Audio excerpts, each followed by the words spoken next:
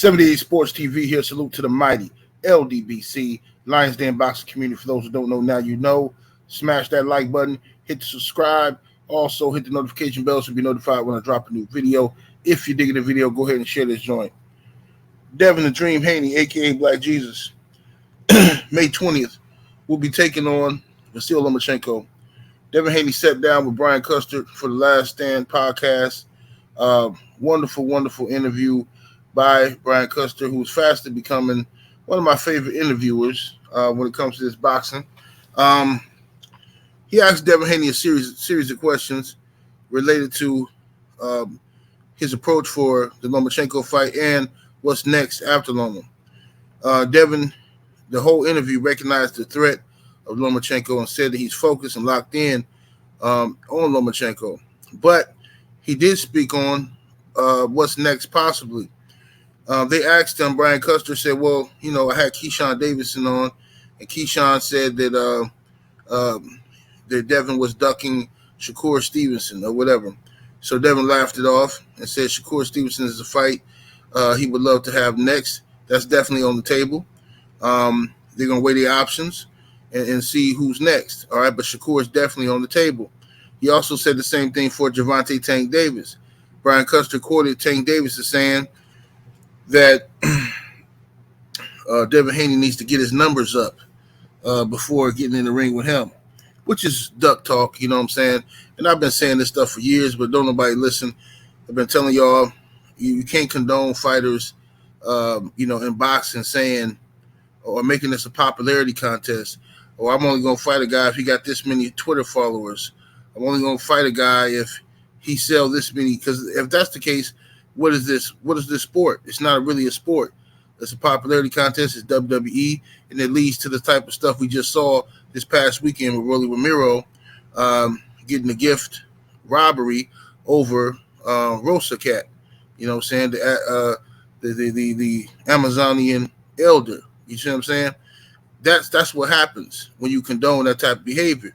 So you can't laugh at it and use it as a duck tactic when the fighter that you like is using the numbers and all of that stuff as a way to duck. And then cry racism when Triple G or somebody else is doing it to one of the brothers. You just can't have it both ways. You got to call it out for what it is. It's duck tactics. Devin Haney's the undisputed lightweight champion of the world. Can't nobody get a belt at 135 until they go through him.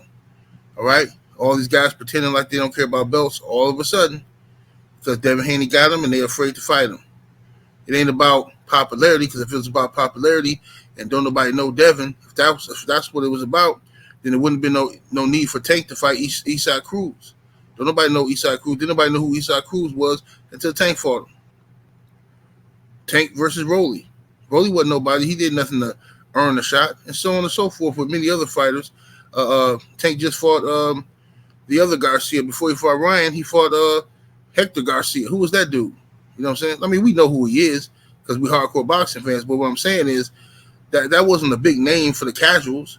So we get the more Tank and other fighters talk like that, it just exposes what they got underneath their skirt. You know what I'm saying? That's what it really does. And ain't no ifs, ands, buts about it.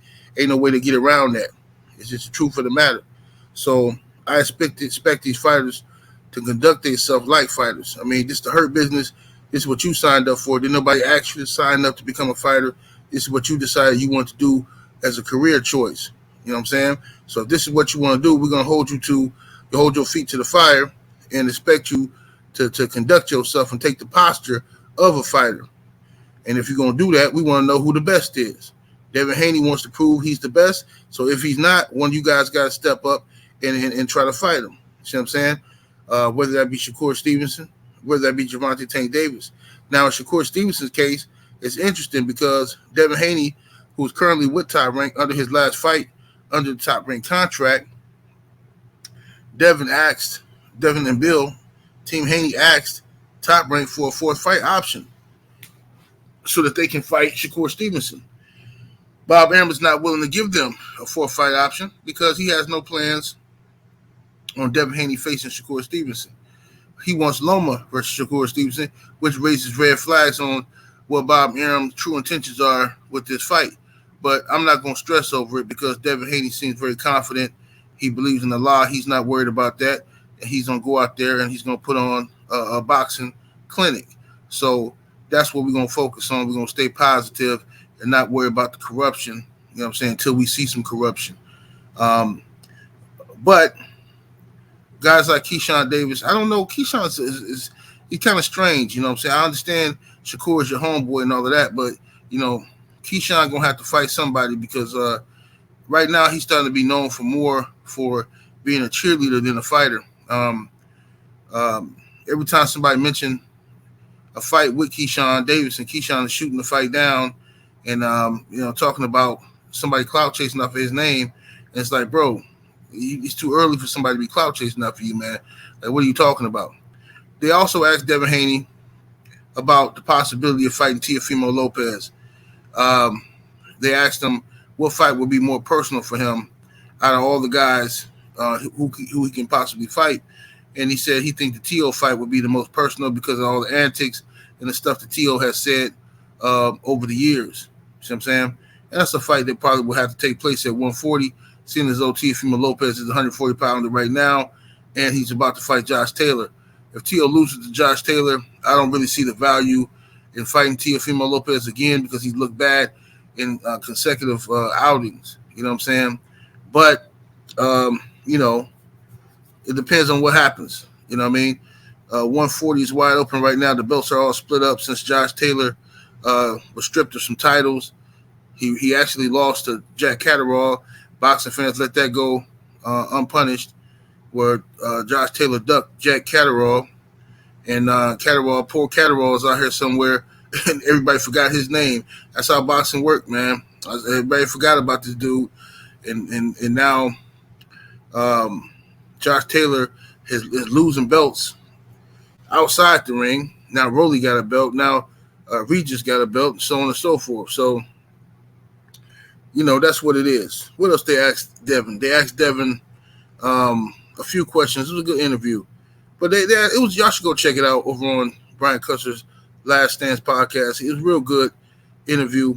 He talked about possibly staying at 135 after he has to see how he looks on this scale, how he feels, how this weight cut goes before the Lomachenko fight, and see how he feels in the ring. He said he wants to stay at 135 because he wants to make the biggest fights in boxing in the weight division. You know what I mean? And something that Eddie Hearn said that was kind of true. Eddie Hearn said in one of his interviews lately that he thinks, you know, Devin's power right now is the fact that he's undisputed at 135. Even though he should be at 140 right now, he's draining himself to be at 135 because that's where his power is at. And he's trying to hold on to make these fights for the boxing fans. But the moment Devin relinquishes those belts and goes up to 140, he's back to being the avoided man again, and people are going to condone this type of behavior. You know what I'm saying? Like, how do you avoid a former undisputed champion? You know what I mean? An undefeated fighter. How do you do that? But the people are doing it now. You know what I'm saying? People are doing it now, you know. But anyway, that's my opinion on the matter. Y'all let me know what y'all think.